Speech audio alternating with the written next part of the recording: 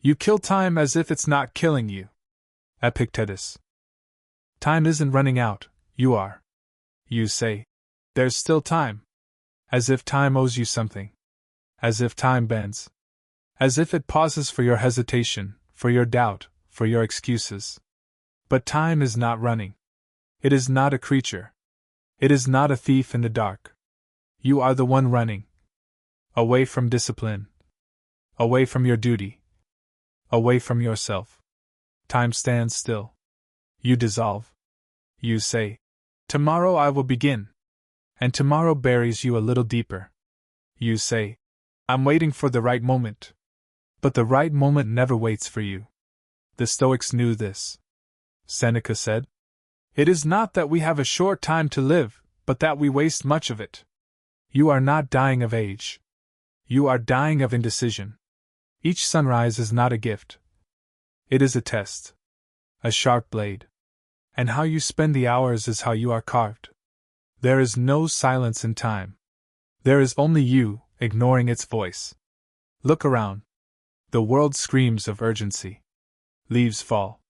Bones creak. Eyes dim. Yet you continue as if the clock has mercy. As if there's a delay button somewhere in the stars. But no God, no philosophy, no ritual will return what you burn. Every moment wasted is not neutral. It is death in increments. You think death is an event. No. It is a process. And you are in it. You say you're young. But youth is not protection. It is responsibility. What you do with it will either harden your soul or hollow it. Do not envy the old man who lived with direction. Envy the young man who refuses to drift. Time does not feel. It does not punish. It reveals. It shows you who you are. By what you do when no one watches. By what you choose when pain rises. By what you tolerate in yourself. And most men, they do not run out of years. They run out of chances to act with courage. They drown in. Someday. They suffocate in. Almost. They vanish in. Not yet. But the solid man, the one who has turned his back on comfort, knows this one truth. Life is long if you know how to use it. Seneca. He does not chase hours. He fills them. He does not look to calendars. He looks to now. He knows that legacy is not built in decades. It is built in decisions. Single. Precise. Unforgiving.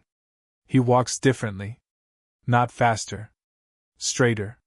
Because he understands. Time is not slipping through his fingers. He is slipping through his life. And this terrifies the crowd. Because they want to believe that life is something owed to them. But it isn't. It's rented. And every day is another demand for payment. And how do you pay? With your attention. With your integrity. With your effort. And most of all, with your presence. Not scrolling. Not delaying. Not hoping. Acting. You fear the passing of time. Because you know deep down. You have betrayed it. You have asked for more. While offering less. You have begged for clarity. While living in noise. You have wanted meaning. Without sacrifice. And the result? Anxiety. Confusion. Emptiness. Because time does not reward those who wait. It rewards those who show up. Epictetus said, how long will you wait before you demand the best of yourself? Not tomorrow. Not next week. Now. The man who acts today feels no panic at the ticking clock. Because he knows. The moment is a blade. And he does not fear to bleed. Let others curse time. Let them wish for more. Let them sleep through the sunrise and plead with the night. You wake as a soldier. You guard the hour. You sharpen your mind. You burn away the wasted self. Because you understand what few ever do. Time is not your enemy. It is your mirror. And if what you see in that mirror is regret, delay, fear, then it's not time that must change. It is you. Time isn't running out, you are. You wake. But your eyes are still closed. Your body rises, but your will stays buried. And you whisper again, I have time. But what kind of man says that? As the sun dies in front of him each night? What kind of soul bargains with the wind? As if it could be caught? Only the man who has forgotten his own decay. Yes, decay. You are not waiting. You are rotting. Each hour you spend drifting. Each hour you let slip into noise and motionless thought is not a pause. It is a slow erosion. You think life is like clay, ready to be shaped when you're ready. But life is ice in your hand.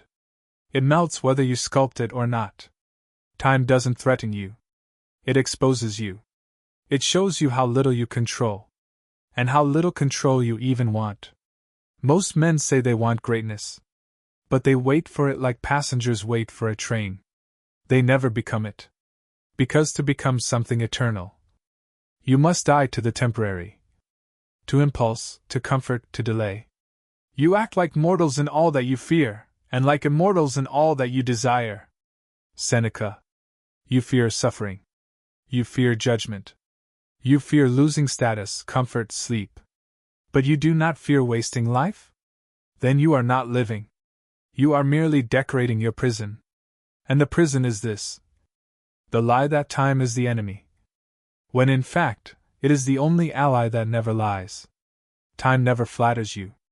It never pretends you're doing enough. It marks every wasted second with silence so loud it becomes shame. You want relief. But what you need is confrontation.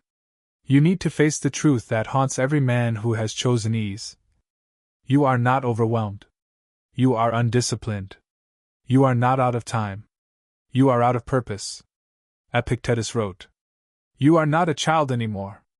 You are a grown man. Stop delaying. Stand up. Shave off the softness. Burn the fantasy of enough time. There is no enough. There is only what you choose now. And what you'll become from it. Stop romanticizing tomorrow. Tomorrow has never once saved you. It has only fed your addiction to waiting. There is no clean break from mediocrity. It ends in blood, in sweat, in brutal silence. But it must end. Or you will end as one of them. The many who die not from disease, but from delay. You know this type. You see them everywhere. They speak of goals like prayer, but act like spectators. They cling to plans like shields, but never march into the war of now. And when death does come, they are surprised. You must not be like them. You must prepare for death daily. Not in fear, but in fire. By waking early not to rush, but to rule. By doing work not to impress, but to build a soul worthy of silence. By walking as if you carry something heavy. Because you do. Your potential. You have wasted time, yes. But worse. You have wasted the man you could have been. Let that sentence strike deep. You have wasted the man you could have been. But not anymore. From this day, you must live as if each moment is a blade. Because it is. Each moment cuts through what is not essential. And if you avoid it, you will remain cluttered with habits, comforts, people, and thoughts that kill your momentum. The Stoics were not obsessed with calendars or clocks. They were obsessed with direction. They didn't fear old age. They feared irrelevance. They didn't count time. They counted character. What did you become in the hours you had? That's all that matters. Not what you planned. Not what you intended. Not what you almost did. What did you do? And most of all, what did you do with what you couldn't control? Because here lies the Stoic truth. You do not own time. You only own your response to it. So when pain visits, do you collapse? Or do you carve meaning? When failure strikes, do you run? Or do you rise? When silence arrives, do you distract? Or do you listen? This is what separates the iron mind from the fragile one. The fragile man complains of time. The iron mind conquers it. Not by stopping the clock, but by becoming timeless through action. He outlives himself. Not in years. In impact. So let the world chase time. Let them age before they awaken. Let them build empires of distraction. You build character. Stone by stone.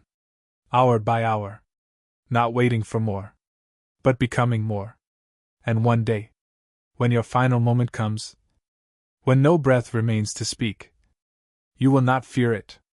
You will stand still. Because you were never running. You were living.